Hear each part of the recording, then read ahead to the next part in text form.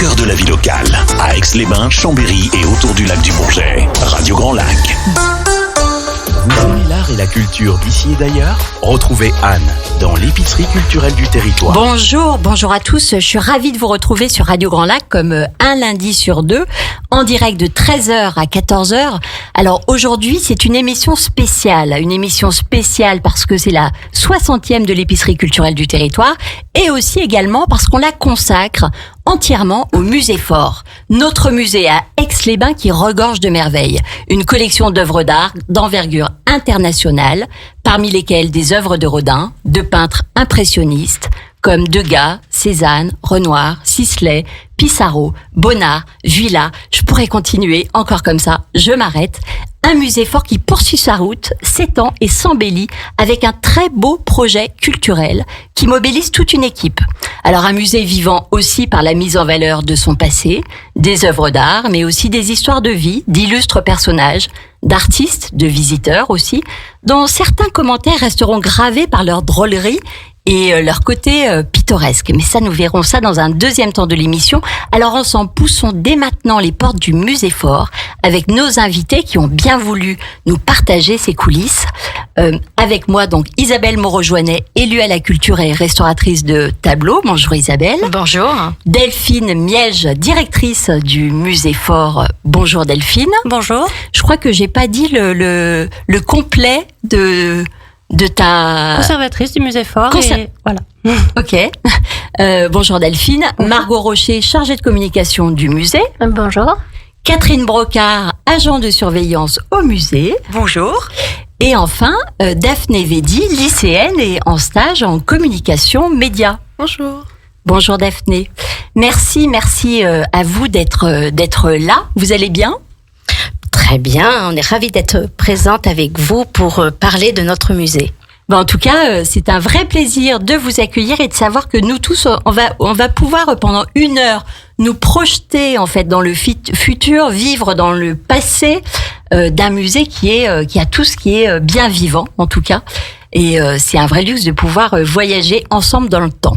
Alors tout de suite, en fait, j'ai envie d'introduire le sujet. Sans détour, puisque on voit déjà à travers la communication de la ville d'Aix-les-Bains, à travers les réseaux sociaux, que on entend parler de ce musée Fort, on entend parler de sa fermeture, d'un projet de réhabilitation qui va durer un certain temps, 2 ans, je crois. Enfin voilà, on aimerait en savoir plus, on aimerait que vous puissiez nous éclairer sur ce sujet. Qui parle ? Alors moi, je veux bien commencer pour parler de ce musée, parce que ce musée, c'est une ambition. Une vraie ambition, un musée d'exception au centre de notre ville d'Aix-les-Bains.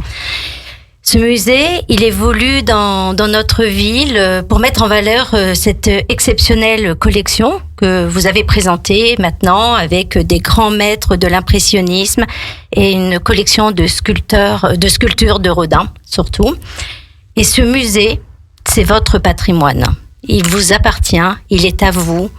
Et on veut offrir aux Aixois et aux visiteurs qui viennent un accès de qualité à ce patrimoine vivant, à ce patrimoine qui est des fois un petit peu oublié parce que ça fait peur de rentrer dans un musée. C'est vrai que le musée Fort est né donc a ouvert ses portes en 1949 et que les derniers travaux remontaient aux années 80, donc ça fait donc 40 ans. Il a eu de belles époques, beaucoup de gens s'y sont succédés et il arrivait un petit peu au bout d'une phase avec un besoin évidemment de modernisation de tout ce qui est pour accueillir le visiteur, un besoin aussi par rapport à la sécurité des œuvres, par rapport à leur climat pour leur conservation préventive, et du coup est né il y a 2 ans et demi cette prise de conscience qu'avec une collection de qualité exceptionnelle comme c'est le cas, il fallait que l'écrin soit à la hauteur de la collection.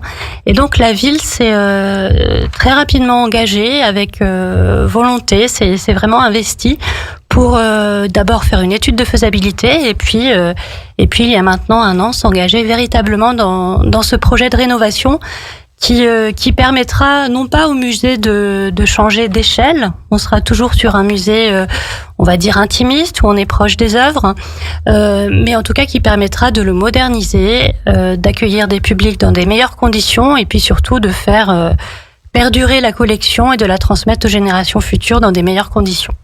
Alors en termes de collection, on sait que on a la deuxième collection de Rodin en France après le musée Rodin. Alors il y a aussi en région le musée des Beaux-Arts de Lyon qui a une très belle collection de Rodin, qui travaille avec nous d'ailleurs pour le projet scientifique du musée. Mais c'est vrai que voilà, si l'on compte véritablement le nombre de sculptures de la collection Rodin du musée Faure, on est à 34 sculptures et en nombre on serait la deuxième, après évidemment le musée Rodin de Paris, qui se divise lui-même en à la fois l'hôtel Biron sur Paris, que vous connaissez certainement, et puis le musée de Meudon. Donc eux, ils sont évidemment beaucoup plus loin que les 34 000. Alors de quelle manière en fait vous travaillez ensemble, parce que vous parlez aussi de projets de mutualisation, de collaboration aussi, avec notamment le musée Rodin. De quelle manière vous allez travailler ensemble ? Alors pour l'instant, on est sur une collaboration de nature scientifique avec plusieurs musées, dont le musée Rodin, qui nous a permis d'ajuster l'orientation du futur musée scientifique. C'est-à-dire, voilà, qu'est-ce qu'on veut transmettre aux visiteurs, sur quelle collection on s'appuie, sur quel partenariat éventuel, prêt, dépôt. Voilà, donc on est vraiment sur quelque chose pour l'instant de purement scientifique. Et voilà, on verra par la suite. D'accord. Et quand vous parlez d'agrandissement, donc on pense au mur, est-ce que au niveau de la collection, il y a une démarche en fait pour accueillir d'autres œuvres? Alors l'idée, c'est déjà de valoriser les œuvres existantes qui n'ont pas toujours de recul, et de recevoir aussi un public très vaste avec des parcours famille, et pour l'instant c'est un peu difficile pour nous de le faire. Donc ces espaces supplémentaires, ils vont servir à ça, avec des animations aussi. C'est vraiment d'en faire un musée intimiste mais ouvert à un public beaucoup plus nombreux. Et vivant. Je reprends ce terme-là pardon. Je rebondis juste sur le terme d'arrondissement que vous avez employé. C'est vrai qu'on l'a pas encore précisé aux auditeurs, mais le musée va connaître un agrandissement sous forme d'une extension en fait. La Villa des Chimères, la villa de 1906, restera le lieu où sont présentées les œuvres et les collections, mais sur le parc, on va construire une petite extension qui va permettre d'accueillir justement l'accueil des visiteurs, l'accueil des groupes, vestiaires, une salle pédagogique, un café, une boutique. Donc tout ce qui est, on va dire, fonctionnalité annexe. Avec un parc qui sera arboré comme il est déjà, et un jardin d'esculture pour passer un petit peu de temps, un peu de flânerie, comme pouvait le faire la Martine. Contempler, flâner. Exactement, c'est aussi ça le musée. Et ça sera, devant le musée, le jardin actuel. Dans le parc actuel. C'est vraiment une aventure culturelle et artistique qu'on souhaite partager avec les gens qui sont ou de passage ou avec nos Aixois. Alors dans votre communication, en tout cas, vous revenez souvent sur l'expression pour qualifier le musée en fait d'un lieu vivant. Alors Daphné, qui a fait ce stage avec moi toute cette semaine, en fait, a réalisé un micro-trottoir et a posé la question aux passants de la ville d'Aix-les-Bains. Pour vous, qu'est-ce qu'un musée vivant? Alors peut-être Daphné, tu peux nous donner un retour sur les réponses? Eh bien oui, donc plusieurs choses sont ressorties de la question qu'est-ce qu'un musée vivant?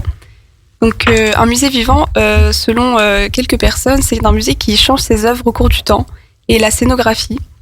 Certains disent qu'il faudrait plus d'animation et pourquoi pas avec des comédiens, des vraies personnes à la place des audioguides, donc comme des visites guidées, et surtout un musée qui ne soit pas figé dans le temps et qui puisse continuer à évoluer. Alors ça, je pense que de ce côté-là, vous êtes bien. Vous êtes bien. Un musée où il y a des interactions aussi est perçu comme un musée vivant, comme celui de Brassens à Sète, et aussi qu'il y ait des expositions autour de thématiques différentes. Voilà pour le retour, en sachant que je crois qu'en termes de population, il y avait des étudiants, des vacanciers, qui venaient là. Le micro-trottoir a été réalisé devant le musée et également dans la ville. Donc des vacanciers, des touristes et des Aixois principalement. Voilà. Mais ils ont tout à fait raison. Un musée vivant, c'est un lieu où il y a des expositions et des collections qui sont présentées de manière très dynamique. Et c'est ce qu'on essaye de faire depuis quelques années.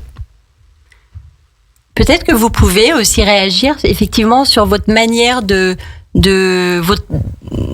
quel est pour vous en fait effectivement un musée vivant. Qu'est-ce qu'un musée vivant pour vous ?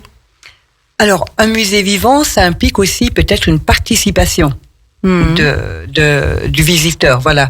Dès que le visiteur peut intervenir, un tant soit peu, tout de suite, il se sent impliqué et intégré au musée. Et là, ça devient vraiment intéressant. Donc là, on parle d'interactivité, c'est ça ? Alors le musée organise quand même depuis plusieurs années pas mal d'animations. Avec des ateliers pédagogiques, avec des visites découvertes, avec des ateliers de pratique artistique, et puis des concerts, des tablettes tactiles. Voilà, on a de manière très régulière avec les enfants des écoles aixoises, mais également avec un public de crèche, un public jeunesse et un public adulte, des animations qui sont proposées. Et puis on a également des événements, des journées d'événementiel, où là aussi le public est invité à participer, à s'impliquer et à découvrir les œuvres sous un autre angle. Il y a aussi on a aussi notamment 3 plaques qui sont surtout destinées aux malvoyants, qui leur permettent, donc ce sont des bas-reliefs, qui leur permettent donc avec un toucher d'avoir le contenu du tableau qui se trouve à côté. Souvent, ces personnes viennent évidemment accompagner, ce qui permet de donner un volume aux explications. Donc ça aussi, c'est très intéressant et c'est très apprécié. Et par les enfants aussi. Et puis ça montre aussi que tout le monde est bienvenu dans le musée et accessible aussi, bien sûr, évidemment, à tous et pour tous. Et je trouve ça super d'avoir ces retours, Daphné, parce que ça nous conforte, je trouve, en interne, de continuer ces animations, parce que moi, je le vis comme ça, encore une fois, en interne, quand on rencontre le public à l'occasion d'événements, donc soit comme Delphine l'a dit, d'ateliers ou d'événementiels, de soirées musicales, d'animation, c'est là qu'on voit que notre public change et que notre public est heureux, en fait, d'avoir une autre vision des œuvres avec un petit truc en plus, quoi. Donc c'est chouette d'avoir un retour positif qui m'encourage personnellement. Delphine ? Et voilà, sur cette notion de vivant aussi, quelque chose par rapport aux collections, comme un des répondants à l'enquête de Daphné a pu le souligner. Un musée vivant, c'est aussi un musée qui va présenter des œuvres de nature différente aux gens. C'est pas évidemment, on a là une collection qui est, pour ainsi dire, finie, puisque c'est la collection d'un collectionneur. Donc elle est terminée. On a à la fois celle de Jean Faure et puis celle de Le Pic. Mais on a, et la ville, je crois, nous soutient beaucoup dans cette lignée-là, la possibilité d'acquérir quelques œuvres chaque année, d'enrichir la collection. Et puis on a surtout cette possibilité de prêter, d'emprunter et de s'inscrire dans tout un réseau de musées au niveau national, mais même, voilà, en ce moment, on a un Hayez en Italie, on a des Pissarro qui vont partir au musée de Pontoise. Enfin, on s'inscrit vraiment dans un réseau de prêts et d'emprunts qui est assez nouveau, qu'on a lancé il y a 2-3 ans, je dirais, et qui là aussi promet pour l'avenir, aux visiteurs un renouvellement des œuvres qu'ils vont pouvoir voir dans les murs du musée. Bon, très bien, c'est très chouette, ça, c'est une bonne. Ça va nourrir aussi encore davantage déjà les liens entre les musées, les pays aussi, et aussi pour nous visiteurs, ça va nous permettre aussi d'avoir accès finalement à beaucoup plus. Enfin, déjà on a une belle collection, mais effectivement à une diversité d'œuvres d'art. On va marquer une courte pause musicale et on se retrouve tout de suite après. La radio de l'identité locale à Aix-les-Bains et autour du lac du Bourget, Radio Grand Lac sur 92.1. Vous aimez l'art et la culture d'ici et d'ailleurs ? Retrouvez Anne dans l'épicerie culturelle du territoire. Merci à vous de nous suivre. Nous sommes toujours en direct sur Radio Grand Lac dans l'épicerie culturelle du territoire et aujourd'hui nous nous intéressons au musée fort qui très bientôt va s'étendre, s'embellir avec un très beau projet culturel et patrimonial. Pour cette deuxième partie d'émission, on va faire un petit retour dans le passé avec quand même à la tête parler de gens forts. Alors Daphné, je crois que tu t'es renseignée, tu as investigué Internet pour te renseigner sur cette figure qui a toute son importance dans notre ville, Jean Faure. Qu'est-ce que Daphné, tu peux nous dire sur ce personnage ? Eh bien, Jean Faure est né en 1862 en Gironde dans une famille bourgeoise. Il effectue de nombreuses études à Paris et devient docteur en pharmacie. Dans la vie, plusieurs choses le passionnent, donc son métier de pharmacien, d'industriel et l'art. Sa passion pour les arts est venue lorsqu'il intégra le Comité français des expositions en 1885. En 1904, il s'associe au docteur Paul Dussuel pour fabriquer l'élixir Bonjean, recommandé pour tous les malaises. Il fera fortune avec celui-ci. La fabrique de ce produit était installée aux 5 avenues de Marlioz à Aix-les-Bains. À partir de là, le docteur Faure partage sa vie entre Paris et Aix-les-Bains. À Paris, il fréquente les expositions, rencontre différentes personnalités, dont André Scholler, marchand d'art parisien avec qui il se lie d'amitié. Il lui sera d'une précieuse aide dans l'acquisition de sa collection d'art. Parmi sa collection, on compte donc un grand nombre d'œuvres de Rodin, des œuvres de Pissarro, Degas, Cézanne, etc. À sa mort, en 1942, n'ayant pas d'héritier, il légua toute sa collection à la ville d'Aix-les-Bains, qui lui consacra un musée. C'est quand même un beau parcours que celui de Jean Faure.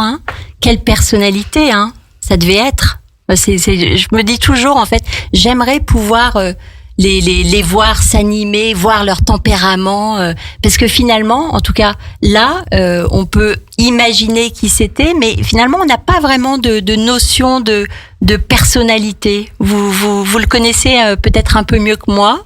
Vous avez peut-être des choses à nous dire, à nous, auditeurs.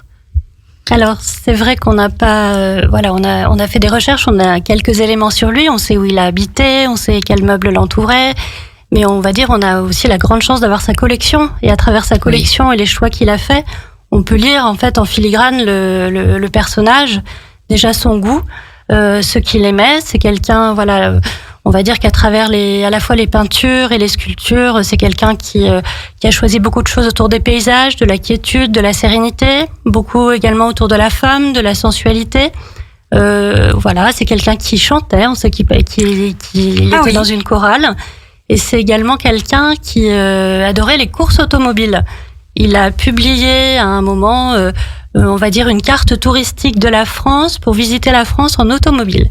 Donc c'était on va dire un bourgeois classique, créatif de son quand temps. Même aussi. Voilà, un industriel pharmacien mais très sensible et qui on va dire a consacré ses loisirs et sa vie hors industriel de la pharmacie à acquérir cette très belle collection qu'on a la chance de posséder aujourd'hui. C'est un grand homme, Jean Faure. C'est un homme qui est peut-être même pas assez valorisé aujourd'hui dans notre musée. Et notre but dans la rénovation, c'est de le mettre en premier plan. De le mettre en lumière. Le mettre en lumière et dire qui il est et pourquoi. Et cette collection, c'est grâce à lui qu'elle est là. Et c'est grâce à lui aussi que vous pouvez la découvrir. C'est une collection du 19e de tout premier ordre. Ce legs, il se compose de remarquables artistes que tout le monde connaît, vous les avez cités jusqu'à maintenant, des œuvres rares aussi et d'envergure, des personnes de renom, et cet ensemble qui est d'une grande harmonie en plus pour cette collection révèle le goût de ce collectionneur d'exception. Alors aussi, donc c'est le fait qu'il se lie d'amitié aussi avec ce marchand d'art parisien, finalement, c'est peut-être aussi grâce à lui qui va, d'ailleurs, je crois que tu l'as dit, c'est grâce à André Scholler, je sais pas comment on le prononce, mais qui va finalement constituer et qui va le guider, en fait, dans son choix de collection. Oui, certainement qu'André Scholler, qui était le directeur de la Galerie Petit, qui a eu par la suite sa propre galerie à Paris, a facilité l'acquisition de ses œuvres pour son ami. C'était vraiment un ami de Jean Faure. Et en fait, on essaye aujourd'hui de travailler sur les modalités de constitution de la collection Jean Faure. Donc, on a une collègue, Maria Bijard, qui fait des recherches sur on va dire, les provenances des œuvres et qui nous permet de découvrir, à quel endroit, quelle œuvre a été acquise, qui l'a possédée avant. Et donc, c'est passionnant de découvrir ça et de repasser sur les pas de Jean Faure, comme le dit Isabelle, qui est vraiment le personnage au cœur de notre musée. Et ce que je souhaitais préciser en plus, c'est qu'on a donc ce fonds fort qui a été donné à la ville en 1942, mais la ville avait déjà un musée. Le premier musée aixois avait ouvert en 1872 et c'était le musée de Ludovic Napoléon Le Pic. Donc en fait, on se retrouve aujourd'hui au musée avec deux fonds de deux hommes. Jean Faure, évidemment, dont la qualité de la collection, on va dire, prévaut. Personne ne dira le contraire sur celle de Le Pic. Mais Le Pic ne sera pas oublié du projet scientifique et culturel, notamment parce que Le Pic était considéré comme un graveur impressionniste. Avec son invention de la technique à l'eau forte mobile, il a permis, avec une même plaque de cuivre, finalement de créer des œuvres simplement en modifiant la façon d'imprimer ces œuvres, des œuvres de nature très différentes. Donc c'est vraiment l'impression qui prévalait. Et donc on a cette collection de Le Pic d'un côté et de Jean Faure de l'autre, qui seront valorisés. Et c'est pour ça qu'on envisage aujourd'hui non pas de continuer à appeler le musée Faure. C'est un nom qui a montré, on a fait des études qu'il n'avait ça ne fonctionnait pas véritablement bien pour faire venir les visiteurs. Et voilà, on envisage aujourd'hui d'appeler ce musée la Villa Collection d'Art. Oui. Pardon de vous couper, mais dans la Villa Collection d'Art, ça sera vraiment les œuvres du fonds fort qui vont dialoguer avec les œuvres de Le Pic. Donc il y a finalement vous allez vous baser, en vous écoutant effectivement, vous vous basez sur l'existant, vous allez mettre en lumière plus fortement ce qui existe déjà, aussi bien la collection qui appartenait au docteur Faure, pharmacien et pas docteur médecin. J'ai oublié son nom, excusez-moi. Et celle de Ludovic Napoléon Le Pic. Exactement. Et il se trouve que Le Pic était un très grand ami de Degas dont il y a 4 œuvres dans la collection Faure. Donc on a en fait d'innombrables raisons de se réjouir de ces deux fonds et de les faire dialoguer ensemble. Et donc de remettre ces deux hommes, et en particulier Faure, puisque sa collection est quand même exceptionnelle, au centre du projet. Très bien.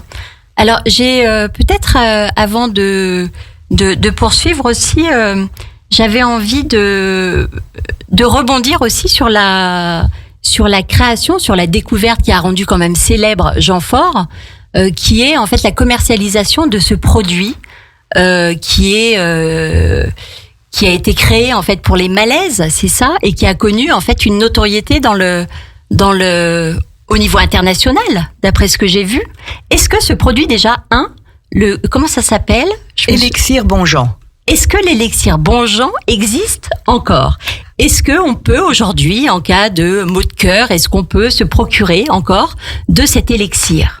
Alors effectivement, cet élixir existe encore, mais il a été modifié. Car à l'origine, si on remonte à l'origine donc de cet élixir, il y avait de l'éther. Donc forcément, le gros client à cette époque était la transatlantique. Ça veut dire que chaque paquebot qui quittait la France était équipé d'une fiole d'élixir Bonjean dans chaque cabine. Et là, ça fonctionnait bien. Au vu du taux d'éther, je pense qu'il voyageait d'une façon un peu plus légère aussi. Donc ça marchait, mais par la suite, on s'est rendu compte du côté néfaste de ce produit. Donc la recette a été modifiée. Je ne pourrais pas vous dire exactement les composants. Je sais qu'il y a énormément de plantes. Je ne veux pas rapprocher ça à la liqueur de la Chartreuse, mais je pense qu'il y a beaucoup de plantes qui interviennent et qui sont toujours dans ce but de digérer, de faciliter la digestion. Donc, on peut le trouver je rentre dans une pharmacie à Aix-les-Bains, je peux le trouver. Sur commande, peut-être. Sur commande. Voilà, sur commande. Hein, c'est pas. On le trouve en ligne. Je crois que je vais le tester quand même, hein, cet élixir. J'ai envie de le tester. Il a quand même fait fortune avec. Voilà. Il faut quand même voir ce qu'il en est. On va poursuivre cette émission. Alors, on va parler peut-être plus maintenant le public. Le public qui fait partie intégrante du musée, qui le rend vivant. Par ses visites, par ses remarques, parfois pittoresques. Alors, Catherine Brocard, vous êtes agent de surveillance au musée et je crois que vous vous régalez souvent à entendre certaines remarques qui sont assez drôles et que même vous vous amusez à les collecter. Est-ce que vous pouvez ici maintenant nous faire profiter de ces petites anecdotes? Alors effectivement, mon rôle, comme celle de mes collègues, est de tourner calmement dans les pièces du musée afin de veiller aux œuvres, aux visiteurs, etc. Donc notre rôle est très discret parce que le but est de s'effacer quand même, mais ça nous ouvre toutes les portes pour observer. Et franchement, oui, on se régale. Donc il y a des petites perles qui jaillissent. Des choses très intéressantes et pas forcément de la part de grands connaisseurs. Les grands connaisseurs sont toujours intéressants à suivre. Quand il y a des guides, on entend des choses vraiment très intéressantes. Il y a des gens qui parcourent le monde de musée en musée. Donc vraiment, on est amené à rencontrer toutes sortes de personnes. Et les gens qui viennent, qui ne sont pas habitués à l'art ou qui n'ont pas les connaissances, ont des réflexions vraiment drôles. Et c'est très touchant parfois. C'est émouvant, c'est vraiment toujours un plaisir d'échanger, quel que soit le public. Alors, on est venu cette semaine avec Daphné au musée. Oui. On a suivi aussi, vous nous avez fait part de 2-3 anecdotes. J'aimerais bien que vous puissiez, dans le micro aujourd'hui, nous les restituer, nous les remémorer, en sachant qu'effectivement, nous n'avons pas les œuvres sous les yeux, mais on peut quand même toujours en parler, notamment, par exemple, du petit Renoir. Le petit Renoir, voilà. Alors, c'est un petit tableau, vraiment tout petit, il doit faire à peine 10 cm sur 14, c'est vraiment une petite œuvre qui est très légère. Alors, beaucoup de monde passe devant en se disant « mais c'est un tableau, il n'est pas fini, c'est pas parce que c'est Renoir qu'il faut l'admirer ». Mais quand on regarde bien, cette œuvre a été réalisée plutôt sur la fin de sa vie. Donc, c'était à peu près 4 à 5 ans avant le décès du maître Renoir. Et quand on sait l'histoire de santé de ce grand peintre, il souffrait d'arthrose déformante. Donc, au niveau des mains, tant et si bien qu'il avait perdu l'usage, la motricité de ses doigts. Il ne pouvait pas tenir un pinceau. Et c'est son fils qui glissait, tant bien que mal, les pinceaux dans l'interstice de ses doigts. Et il peignait ainsi. Donc, en douceur, à bout de bras. Donc, c'est là où c'est un excellent témoignage de la puissance, de la passion. C'est-à-dire que malgré la douleur, malgré le grand âge, rien n'arrête une passion. Et il continue jusqu'à sa vie comme il peut, quoi. Comme beaucoup d'artistes. Il est merveilleux, ce petit tableau. Ah, il y a une sensibilité qui s'en dégage qui est incroyable, extraordinaire. Tout à fait. Il est d'une très grande douceur. Il est vraiment très tendre. À voir, c'est un petit chef-d'œuvre. Oui, effectivement. Alors racontez-nous, qu'est-ce qui s'est passé devant ce tableau ? Alors, hormis les remarques, il n'est pas fini, il aurait pu s'appliquer, etc. Il y avait notamment 3 dames. Excusez-moi, je vous coupe, Catherine, mais n'empêche que on comprend aussi l'histoire d'un tableau aussi quand on a le contexte aussi. Oui. Et ça, c'est là aussi où j'invite tous les auditeurs, en tout cas, qui rentrent dans un musée en se disant pas besoin d'audio guide, je regarde juste les tableaux. Mais un tableau aussi nous parle dans un contexte, dans un environnement. Et regarder Renoir en connaissant en fait à quel moment il l'a fait et comment il l'a fait, ça dit encore autre chose. Tout à fait. D'où l'importance de faire des visites guidées. Les guides connaissent tellement d'histoires sur les œuvres, sur les conditions, et donc j'invite vivement les visiteurs à s'inscrire auprès de visites guidées. Et sans flatter le musée fort bien représenté ici sur le plateau, je trouve que les guides sont extraordinaires au musée. Il y a un dynamisme. Et c'est des visites qui sont archi vivantes et passionnantes, quoi. Voilà. Alors, je voudrais juste rajouter, je ne suis pas guide conférencière. Attention. Moi, mon rôle, c'est uniquement de veiller. Mais j'ai des petites connaissances. Si un visiteur me questionne, je vois si je peux répondre ou pas. Voilà. Mais ça reste dans un cadre beaucoup moins poussé que celle d'un guide conférencier. Bon, notamment cette anecdote par rapport à la souffrance des mains de l'artiste. Mais voilà, après, je ne peux pas aller aussi loin qu'un guide conférencier le ferait. Et pour revenir à l'anecdote, donc il y avait 3 dames qui se promenaient dans le musée avec des carnets à dessin. Et on a souvent des petits visiteurs qui viennent pour faire des croquets, des sculptures ou reproduire des tableaux. Et ces 3 dames, je passais souvent derrière elles. J'avoue que les dessins n'étaient pas encore très élaborés. Même si les doigts fonctionnaient bien. C'est joliment dit et c'est délicat. Mais en tout cas, c'est toujours plaisant. J'encourage toujours les gens. C'est merveilleux de voir des gens s'investir. Dessiner, c'est mieux observer. Donc, il n'y a aucune erreur dans cette démarche. Et l'une des dames qui faisait des personnages avec un peu de difficulté s'est arrêtée devant l'œuvre de Renoir. Elle l'a regardée longtemps. Et tout à coup, elle s'est dit... ça me rassure. Donc voilà. Sous-entendu, moi aussi, je peux y arriver. C'est énorme quand même. C'est chouette. C'est ça. Non, il y a vraiment des petites perles qui se disent régulièrement. Voilà. J'en ai une autre sur Rodin. Je ne sais pas si. On y va. Ça nous intéresse. Voilà. Donc là, on va monter un étage. Et parmi les œuvres de Rodin, il y en a une particulièrement iconique. C'est L'homme qui marche. Donc, L'homme qui marche, la sculpture, elle fait à peu près 1,20 m, à peu près sur, je ne sais pas quelle dimension elle a exactement. Toutefois, cette œuvre, elle est très spécifique. On voit des jambes très détaillées, bien faites, une calligraphie, j'allais dire, pardon. Elle raconte tellement de choses que je leur donne même un nom de lettre. Mais une facture vraiment très poussée, très lisse. Et le buste, lui, est posé presque négligemment. Mais il n'y a pas de tête, il n'y a pas de bras. Il y a essentiellement ses jambes précises. Et comme si on avait fait un focus sur la marche. Donc, on voit vraiment une volonté de marcher. Et un couple arrive. Ils se mettent devant la sculpture, écoutent un peu les commentaires. Et au bout d'un moment, la dame, elle éclate de rire. Elle dit, regarde-y, c'est comme les poulets. Tu coupes la tête, ça court encore. C'est énorme. C'est chouette. En même temps, c'est spontané, c'est vivant aussi. Ah voilà. Oui. Et finalement, dans les musées, toute la population est représentée. Oui. Toute visite est précieuse. Et peut-être aussi une petite dernière pour la route. Celle de Degas aussi qui est très amusante. Voilà. Alors Degas est très connu pour ses pastels ou même ses huiles avec les petits rats de l'opéra, les danseuses. On le connaît surtout dans ce domaine.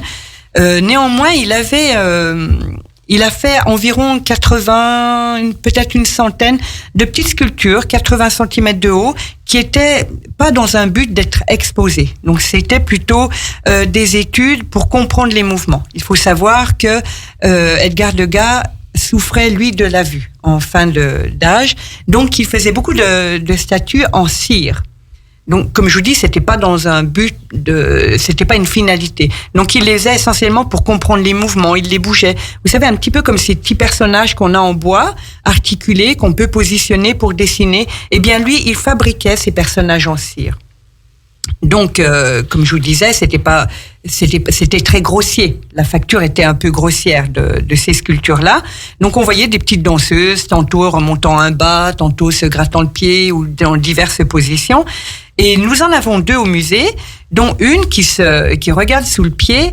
Et donc là, 2 dames regardaient la sculpture et l'une regardait un peu proche. Et elle disait, mais quand même, il aurait pu lisser, parce qu'effectivement, on voyait toutes les touches grossières du travail. Et la dame qui l'accompagnait, elle dit, oui, mais écoute, faut le comprendre, il était avant tout peintre, c'était pas un sculpteur. Alors l'autre réplique, oui, c'est vrai, on peut pas être bon partout. C'est génial. Moi, je connaissais pas du tout toutes ces anecdotes. Ah non, mais c'est trop. Sûrement. c'est quand même... faut en faire un livre. Bonne idée. On va marquer une autre pause musicale et on se retrouve tout de suite après. La radio locale, pour vous, c'est Radio Grand Lac. Vous aimez l'art et la culture d'ici et d'ailleurs? Retrouvez Anne dans l'épicerie culturelle du territoire. Bonjour, merci de nous suivre. Nous sommes toujours en direct dans l'épicerie culturelle du territoire et nous nous intéressons au musée fort, à la Villa Collection d'Art. On est entre les deux noms aujourd'hui, puisque le musée fort, en fait, a déjà démarré, en fait, une phase de transformation, on va dire. Aujourd'hui, on en a parlé, on a dit un certain nombre... on a donné un certain nombre d'éléments. Jusqu'à présent, on a eu aussi ce petit retour dans le passé qui nous a donné à vivre des anecdotes, des souvenirs, des anecdotes avec le public aussi. Maintenant, j'ai envie de vous dire, à vous en fait, qui travaillez au musée, qui vivez le musée, quels souvenirs marquants vous avez de ce lieu, le musée fort? Alors, qui c'est qui commence? Moi, je veux bien commencer. Quand je suis arrivée à la responsabilité du musée il y a 5 ans, c'est vrai que je me rappelle de cette première exposition qu'on a réalisée. C'était Auburtin, Rodin et la danse. Et c'était un partenariat avec le musée Rodin. Et je me rappelle des caisses du musée Rodin qui nous prêtaient des œuvres qui sont arrivées. Voilà, de la précision avec laquelle elles étaient conditionnées. Et je me suis dit que voilà, on avait beaucoup de choses à apprendre, nous, équipe, de toutes ces pratiques, de toutes ces collaborations. Et en fait, c'était voilà un moment de naissance pour moi d'un beau projet. Et c'est vrai qu'à chaque nouvelle exposition inaugurée, récemment, donc celle qu'on a menée en collaboration avec l'école des Émile Cole à Lyon, sur les étudiants qui nous proposent leur apport dans la pratique artistique du legs impressionniste. J'ai voilà cette petite émotion qui fait que voilà, l'aboutissement d'un projet est toujours un moment très fort. Sans jeu de mots. Alors moi, c'est une image que j'ai en tête à la période d'Halloween où on organise un escape game au sein du musée et je vais pour participer avec les enfants. Et là, je commence à monter cette côte qui est quand même pas toujours facile. Et au niveau de Notre-Dame-d'Isau, qui est bien avant le musée fort, déjà une file d'attente très très très très importante et surtout très jeune qui était là. Donc c'était une soirée magique parce qu'avec un public qu'on souhaite toujours toucher au sein d'une soirée ou d'une exposition et une découverte d'un musée autrement, une découverte des œuvres aussi autrement. Et justement, cette soirée d'Halloween, je trouve qu'on nous en parle encore. C'est vrai? Ouais. Elle revient souvent sur la table. Tout le monde a des bons souvenirs, même un public qu'on n'a pas forcément au quotidien était venu cette fois-là et on reparle encore aujourd'hui. Donc c'est un signe. Et moi, c'est la Saint-Valentin. J'ai adoré cette soirée, même si je n'avais pas de Valentin. Vous voyez, la porte a été ouverte. Et j'ai vécu une expérience incroyable, extraordinaire, puisqu'on pouvait, avec une drôle de machine, se brancher sur le cœur de notre ami. Moi, j'ai eu un ami, j'ai eu la chance d'avoir un ami qui m'accompagnait, heureusement, ouf. Et en fait, de découvrir une musique, en fait, qui était où il y avait des variations selon son cœur. Enfin, c'était absolument poétique, c'était magnifique. J'ai adoré cette soirée. Ouais, justement, c'était mon souvenir aussi. En fait, c'est vrai qu'on fait régulièrement des événementiels et alors là, on avait fait travailler Damien Traversa qui est prof au Conservatoire de musique d'Aix-les-Bains. Et donc, l'idée, c'était autour d'une œuvre de faire vivre la musique, créer la musique et la lumière au battement de cœur des deux personnes participantes. Et ça fait complètement écho à ce qu'on dit depuis tout à l'heure, le fait de rendre le musée vivant, de voir les œuvres autrement. Je trouve que pendant cette soirée, c'était presque pas lunaire, mais c'était assez poétique en fait. Il y a eu un ressenti et des retours très intéressants et même assez puissants. parce que c'était une façon de voir le musée autrement et de le ressentir, quoi, pour de vrai. Alors on entend aussi beaucoup parler de la barque. Oui, avec, c'est vrai, à la avec Saint-Valentin, les chérubins. Et c'était, on prenait en photo comme ça. Ça fait aussi partie des événements. Mais il y avait des comédiens, justement. Daphné, tu en parlais tout à l'heure pendant le micro-trottoir. Il y avait des comédiens à cette occasion, effectivement. C'était vraiment sympa. Catherine ? Alors moi j'ai en souvenir un couple de comédiens qui étaient venus faire une visite guidée du musée, mais de façon comique. Mais c'était hilarant. Donc au début les gens ne savaient pas trop à quoi s'attendre, ils croyaient plus ou moins. C'était tellement extravagant, mais c'était vraiment très très drôle. Delphine va rajouter un petit mot. Ah oui. non, c'est la compagnie pour les cités du fil à retordre qui tourne beaucoup entre Aix-les-Bains, Chambéry, les alentours, qui sont vraiment extraordinaires, qui avaient encore une fois, je me répète, mais fait vivre le musée autrement. On l'avait fait à l'occasion des journées du patrimoine et de la nuit des musées. Et on en redemande, quoi. Ah oui, vraiment, c'était très comique. Mais oui, on en redemande. Hein. En tout cas, vous vous décarcassez bien. Et c'est vrai qu'à chaque fois, moi, de l'extérieur, en tant que visiteuse, je trouve qu'il y a toujours beaucoup d'ingéniosité dans votre animation, en tout cas. C'est gentil. Et puis, j'aimerais rajouter aussi, de temps en temps, donc il y a des concerts organisés au musée. Et je peux vous assurer que de côtoyer le musée au quotidien, quand on se promène parmi les œuvres avec un son de musique qui monte et qui envahit partout le musée, c'est une autre dimension. Il y a encore une autre dimension. C'est vraiment magnifique. Ça tombe très bien, Catherine, que tu parles de ça. Je crois que vous faites le lien. Oui, merci Margot. Bonne équipe. Non, en fait, tu parles de musique et ça tombe bien parce que le département nous offre gentiment pour les 20 ans du réseau des musées un concert qui aura lieu donc le 30 août au musée. Entre l'intérieur du musée pour effectivement continuer de faire vivre les œuvres et le parc du musée. Ce sera donc les frères Bandini qui vont jouer le temps d'une soirée le 30 août à 19h.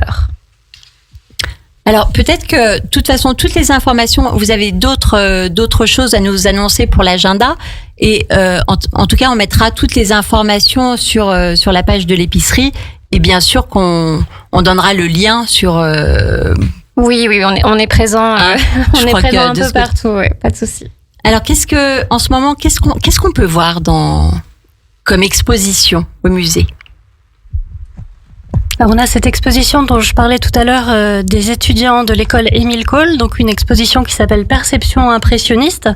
Ce sont des étudiants de cette école célèbre de Lyon qui ont chacun créé sur des supports différents, de la peinture à l'huile, de la gravure, du numérique, et qui racontent ce que dans leur pratique actuelle, les impressionnistes ont pu apporter.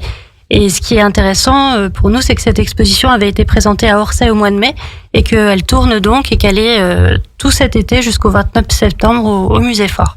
Alors nous, on y est allés avec Daphné. Daphné, est-ce que tu veux nous dire ce que tu en as pensé ? Alors oui, moi c'était ma première fois du coup au Musée Fort et cette exposition était vraiment magnifique parce qu'il y avait énormément de diversité dans les tableaux des jeunes et c'était vraiment beau de voir tous ces tableaux mélangés et plein d'harmonie en fait. Et quel talent surtout, parce que c'est vrai que ils sont donc en 3e, 4e année, je crois, pour la plupart. Et en fait, c'est bluffant. Hein. Peut-être quelqu'un qui n'a pas cette sensibilité artistique peut voir... Je sais pas, mais je sais pas comment dire, il faut venir voir. Je pense que c'est des artistes en devenir et ça veut dire qu'un musée est vivant puisque on a nos œuvres de la collection et à partir d'œuvres du musée d'Orsay, ils interprètent à leur façon, dans leur temps, une variante de cet art impressionniste. Et avec cette exposition, on veut aussi inviter les jeunes à venir visiter le Musée Fort. C'est vrai que c'est un public qui est peu présent relativement à d'autres publics, qui peut se sentir pas forcément à sa place dans les murs d'un musée, mais dans un musée au sens classique du terme. Et donc, on essaye, nous, de décloisonner un peu les choses et avec les événementiels, les visites, tout ce dont on a parlé, de les faire venir au musée. Ils seront au cœur du projet aussi qu'on souhaite créer, tout comme les seniors, tout comme les enfants. Enfin, on réfléchit vraiment aux différentes attentes des publics particuliers. Et Et les jeunes, c'est vrai, on est toujours heureux de les voir au musée. Et avec cette exposition, ils y ont toute leur place. En tout cas, Daphné a commencé par voir l'exposition et a pris les escaliers et a fait tous les étages et toutes les pièces. Donc je pense que ça a été plutôt une bonne découverte pour toi, Daphné. Ah bah oui, concrètement, oui. Peut-être qu'on n'a pas dit finalement sur ce projet de réhabilitation. Donc là, on a vu aussi qu'est-ce qui nous ravit en tant que public. Si on peut dire qu'est-ce que demain, qu'est-ce qu'on trouvera de plus demain, ou qu'est-ce qu'on trouvera de différent. Bon, on l'a quand même déjà évoqué. Il y a quand même beaucoup de choses. Est-ce qu'il y aurait un mot supplémentaire concernant de plus pour le public? Alors déjà, c'est des espaces supplémentaires, ce qui est quand même important pour accueillir des animations et accueillir encore plus des scolaires, des familles aussi. Et ça peut être la semaine, ça peut être le week-end, ça peut être pour des entreprises aussi privées.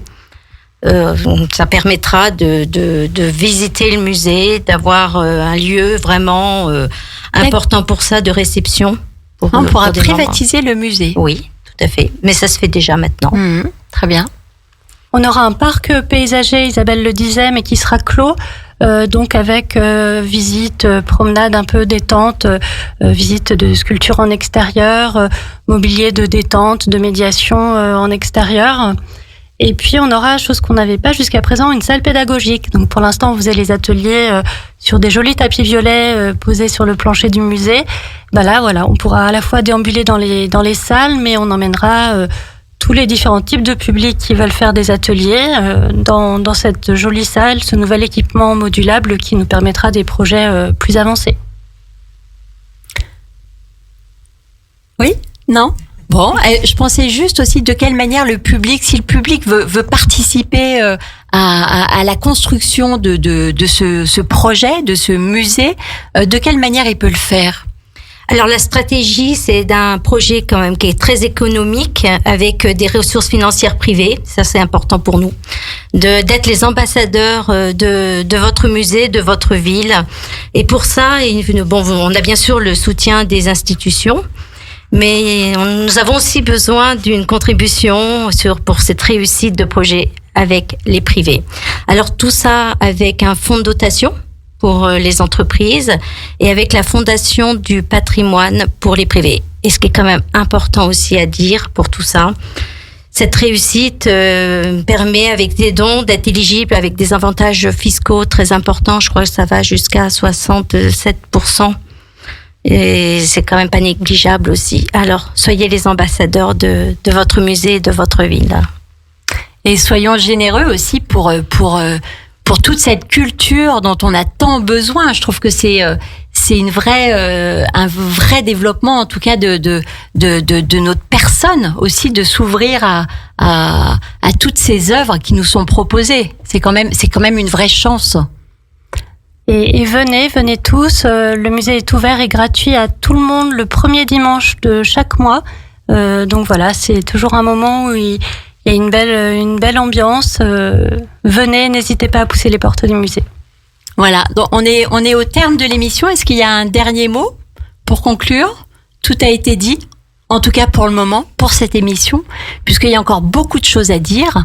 Et donc c'est pourquoi en fait nous avons encore ensemble à vivre 2 émissions, une en automne qui concernera plus particulièrement la collection des œuvres d'art, et en toute fin d'année une autre émission pour la fermeture en fait du musée, un peu comme la chrysalide dans son cocon, pour en 2026 s'ouvrir tel un majestueux 2027 plutôt. 2027. Ah oui, d'accord. J'ai hâte, c'est pour ça que j'ai hâte, j'accélère.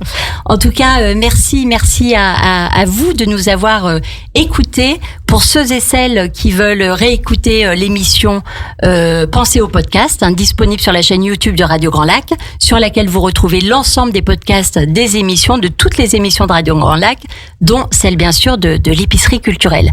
Je vous dis à très bientôt, dans 15 jours, même heure, autres invités pour une nouvelle émission. Bonne semaine à tous. Merci. Et n'hésitez pas à venir découvrir l'exposition au musée qui a lieu en ce moment, qui s'appelle Perception impressionniste. perception impressionniste. Bonne journée, bonne semaine, à bientôt. Et merci pour l'invitation. Radio Grand Lac. Plongez dans le grand bain de la vie locale avec notre application 100% gratuite pour écouter votre radio préférée. Radio Grand Lac. Téléchargez-la dès maintenant et vivez l'expérience Radio Grand Lac où que vous soyez.